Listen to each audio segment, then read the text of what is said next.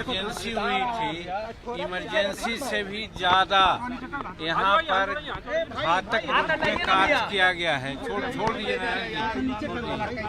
और कोई भी प्रजातंत्र में इस प्रकार की घटना होती है वो निंदनीय नहीं, अति निंदनीय है। और जिस प्रकार से लोगों को मारा गया और जैसा लोग बतला रहे हैं कि न तो इन लोगों की तरफ से कोई एक्साइटमेंट था, न कोई ढेला पत्थर, न कोई अस्त्र शस्त्र, ये लोग शांतिपूर्वक अपना गवर्नर साहब को मेमोरेंडम देने की बात की थी। और ये कोई नई बात नहीं थी, ये घोषित बात थी। विधान परिषद में घोषणा की गई थी कि हम लोग मार्च करेंगे, गवर्नर साहब को यहाँ के परिस्थिति के बारे में जानकारी देंगे। दो प्रकार की परिस्थिति के बारे में जूझ रहे हैं 2-4 दिन से हम लोग। वो पहला है तेजस्वी प्रसाद यादव जी का इस्तीफा, और दूसरा है हमारे जो शिक्षक लोग लाखों लाख लोग अपना आकर के यहाँ पर डेरा डाले हुए हैं और अपनी मांग कर रहे हैं। वो सब ये दोनों बात का समर्थन हम लोग कर रहे थे। तेजस्वी प्रसाद के बारे में तो हम लोगों ने मुख्यमंत्री को कहा कि जब जीतन मांझी 2005 में मंत्री पद का शपथ लिया था और जब कहा गया कि वो दागी मंत्री है, तो आपने 4 घंटा के अंदर इस्तीफा ले लिया। फिर दूसरी बात, अभी हाल में देखे होंगे कि मेवालाल पर किसी प्रकार की घटना घटी तो उनसे भी आप इस्तीफा ले लिए और 4 महीना के बाद बेचारे की मृत्यु हो गई। इस प्रकार से कई एक ऐसी घटनाएं घटी थी। अपने को सुचिता का प्रमाण मान करके कहते थे कि हम बहुत ईमानदार और बहुत ढंग से काम करने वाले हैं।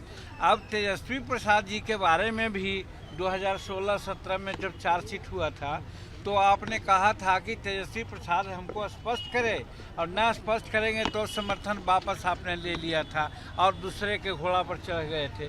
हमारा कहना है कि आज वो ज़मीर आपका कहाँ गया? आज तेजस्वी प्रसाद से क्यों नहीं इस्तीफा लेते हैं? तो इस संबंध में भाजपा के लोग और हम लोग जो एनडीए के लोग हैं सब यही कह रहे हैं कि भाई उनसे इस्तीफा लीजिए, और नहीं तो आप खुद इस्तीफा दीजिए, एक बात।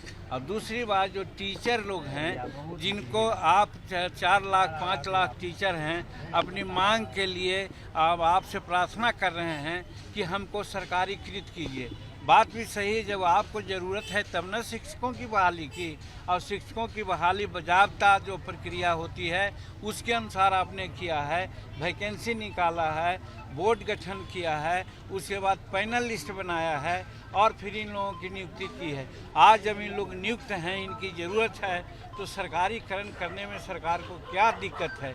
इसलिए इन लोग भी मांग रहे हैं, सरकारीकरण की बात कर रहे हैं। और बहुत इन लोग भी कोई अन्याय नहीं कर रहे हैं, कोई हिंसा की बात नहीं कर रहे हैं, बावजूद इसको इन लोगों पर भी लाठियाँ बरसाई जा रही है। तो ये सब के विरुद्ध में एमएलसी लोग खास करके विधान परिषद में निर्णय लिया था कि हम राज्यपाल महोदय को कहेंगे। तो मेरा कहने का मतलब कि शांतिपूर्वक इन लोगों का जो प्रदर्शन था, चाहिए था उन लोगों को कि इन लोगों से मेमोरेंडम ले करके 2, 4, 5, 10 आदमियों को साथ ले करके राज्यपाल साहब से मिला लेते।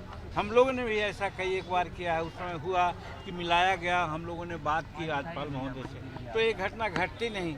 लगता है कि ये प्री प्लानिंग था कि हम जो आएंगे प्रदर्शनकारी उनको हम मारेंगे, और बुरी तरह से लोग मारा है लोग। हम समझते हैं कि जनतंत्र में इसकी जगह नहीं है जो किया गया है। इसलिए हम तो यही समझते हैं कि ये माननीय नीतीश कुमार जी का एक कातिलाना हरकत है।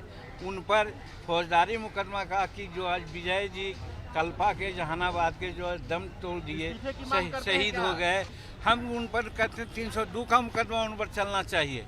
इस्तीफा तो हो ही, 302 का मुकदमा उन पर चलना चाहिए।